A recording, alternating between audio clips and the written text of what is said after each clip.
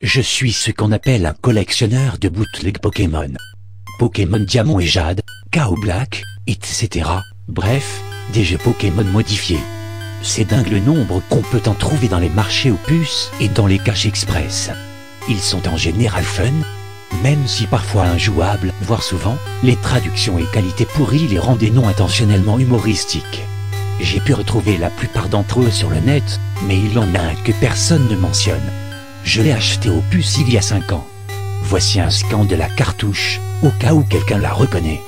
Malheureusement, après mon déménagement d'il y a 2 ans, je l'ai perdu. Impossible de vous fournir des scrés en cap. Navré. Cependant, je crois que c'est mieux ainsi. Le jeu commence avec l'intro habituelle avec Nidorino et Ectoplasma des versions bleues et rouges. Mais l'écran titre est différent. Red était là, mais le Pokémon était absent. Il y a aussi marqué Black version sous le logo Pokémon. Après avoir choisi New Game, le jeu commence avec le professeur Chen, et il était de plus en plus évident que le jeu était un hack de Pokémon rouge. Une fois les starters choisis, en regardant dans l'équipe, en plus de Bulbizarre, Salamèche ou Carapuce, un autre Pokémon, Ghost. Le Pokémon était niveau 1. Il a le sprite des fantômes qu'on rencontre dans la tour de l'avant-ville avant d'avoir le Silphscope. Il n'a qu'une attaque, Curse, Malédiction.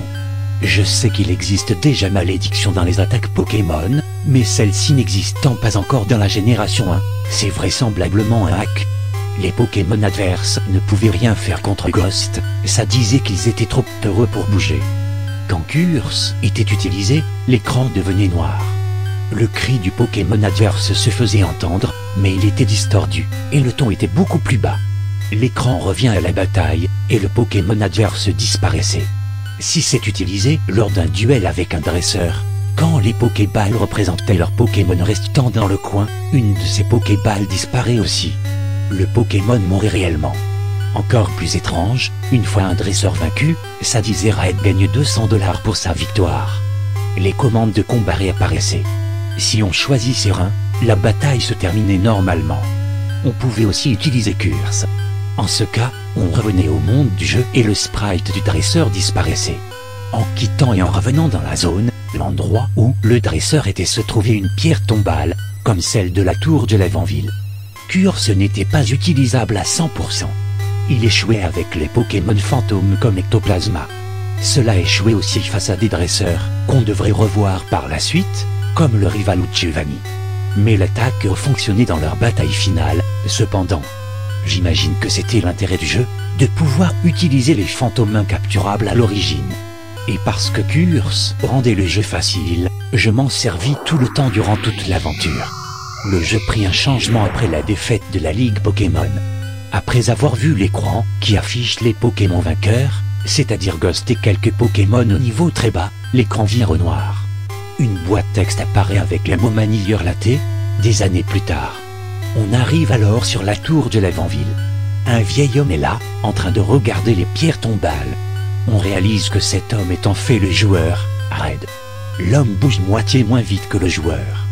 On n'a plus un seul Pokémon, même pas Ghost, qui, soit dit en passant, était impossible à enlever de l'équipe pour le mettre dans les PC. Le monde entier est complètement vide, aucune personne nulle part. Par contre, les tombes des dresseurs n'avaient pas bougé. On peut aller pratiquement partout à ce niveau, bien que les mouvements soient limités, sans Pokémon avec leur CT. Et quel que soit l'endroit où vous êtes, la musique de l'avant-ville continue dans une boucle infinie. Après avoir visité un moment, j'ai découvert que le buisson qui bouge l'entrée de Diglett's Cave n'est plus là, vous laissant entrer et revenir à Bourg-Palette. En entrant dans la maison de départ et en se mettant à l'endroit exact du début du jeu, l'écran vire au noir. Puis un sprite de Chenipan apparaît. Puis, remplacé par un Roucoule, puis un Coconfort. Je me rendis compte alors que les Pokémon allaient de Rattata à Tortank, que c'était tous les Pokémon sur lesquels j'ai utilisé Curse. À la fin de l'équipe de mon rival, un petit garçon apparaît, puis un chasseur d'insectes. C'était les dresseurs que j'avais maudits avec Curse. Pendant toute cette séquence, la musique de l'avant-ville jouait, mais son ton descendait de plus en plus. Lorsque mon rival apparut à l'écran, ce n'était plus qu'un grognement bas démoniaque. Autre écran noir.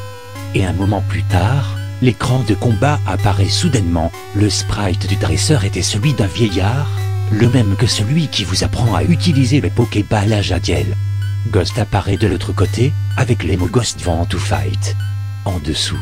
Impossible d'utiliser des objets, et on n'a plus de Pokémon. La fuite échoue à chaque fois. L'unique option possible était Fight. Combattre vous donne simplement la possibilité de faire un étranglement, ce qui échoue à chaque fois et vous draine un peu de HP sans pour autant affecter Ghost. Autour de Ghost, ça dit simplement, éventuellement, lorsque les HP atteignent un point critique, Ghost utilise finalement Curse. L'écran vire au noir une dernière fois. Peu importe les boutons appuyés, on est en permanence bloqué à cet écran noir. À ce point, la seule chose à faire était d'éteindre la Game Boy. Quand on relance le jeu, New Game était la seule option, le fichier de sauvegarde avait été effacé par le jeu. J'ai joué à ce jeu à maintes et maintes fois, et à chaque fois, le jeu se terminait de cette manière. Plusieurs fois j'ai tenté de ne jamais utiliser Ghost, bien qu'il était impossible de l'enlever de l'équipe. Dans ces cas, aucun Pokémon ou dresseur n'apparaissait listé et le jeu arrivait directement à la bataille avec Ghost. Je ne suis pas sûr des motifs qui ont poussé le créateur de ce hack à le créer. Il n'a pas été distribué largement, donc ce n'était pas pour le fric. Il était super bien fait, ce bootleg. J'imagine que le codeur voulait transmettre un message, bien que j'en ai été le seul destinataire.